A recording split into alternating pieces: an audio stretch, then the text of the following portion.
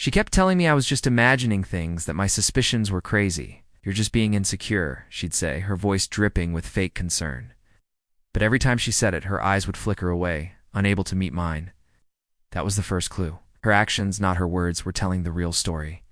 It all started subtly. The late nights at work became more frequent.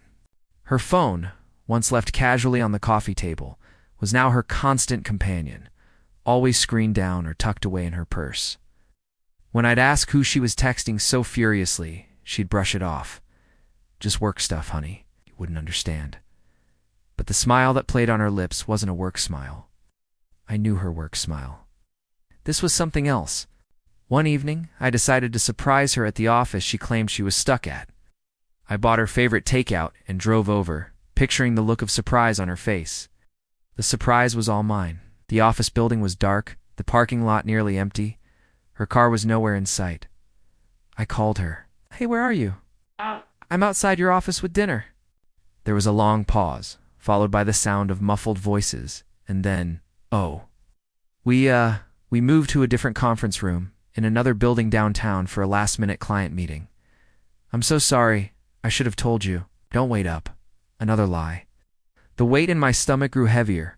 The breaking point came a week later. She told me she was going on a girls' weekend to a spa resort a few hours away. She packed her bags, kissed me goodbye with a coolness that chilled me to the bone, and left. I felt a knot of dread all day. That evening, I was paying our credit card bill online when a new charge caught my eye. It was from a hotel, not a spa resort, but a boutique hotel in our own city, just 15 minutes from our house. The charge had been processed just 2 hours earlier. My heart hammered against my ribs. Was this it? Was this the proof I both craved and dreaded? My mind raced. I could confront her. I could call her. I could drive over there. But what if I was wrong? What if there was a reasonable explanation? No. All the small lies, the late nights, the hidden phone, the dark office, ... They weren't small things. They were a trail of breadcrumbs leading me right to this moment. I took a screenshot of the credit card charge. My hands were shaking. I thought about everything we had built together, the promises we made. Was it all just a performance? Was I the only one who believed in it? I decided I couldn't live with the uncertainty anymore. I needed to see it for myself. I got in my car and drove to the hotel. My mind was a whirlwind of memories, both good and bad. I remembered our wedding day, the way she looked at me, the feeling that we could conquer anything together. How did we get from there to here? Pulling into the hotel parking lot, I felt a strange sense of calm wash over me. Whatever happened next, the not knowing would be over. I saw her car parked near the entrance, and next to it, a familiar black SUV. It belonged to her work friend, Mark, the one she always said was like a brother to her. The pieces clicked into place with a sickening finality. He was the reason for the secret smiles, the late-night texts, the elaborate lies. I didn't go inside. I didn't need to. Seeing their cars parked side by side was all the confirmation I needed. I sat in my car for a long time, the takeout from the other night still a faint smell in the air. I just stared at the hotel, the place where my marriage was officially ending.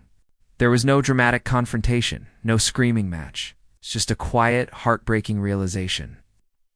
I drove home to an empty house that suddenly felt cavernous and cold. I looked at our wedding photos on the wall, and the woman smiling back at me was a stranger. She had said I was imagining things. But her actions, every single one, had exposed a truth she tried so desperately to hide. The trust was shattered, broken into a million pieces. When she came home 2 days later, glowing and relaxed from her spa weekend, I was waiting for her in the living room.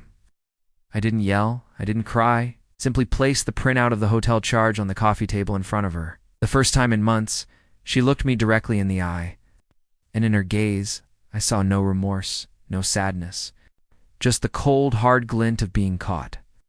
Her words had been lies, but her actions had screamed the truth all along, and I had finally listened. It was a painful lesson, but it was the beginning of me taking my life back.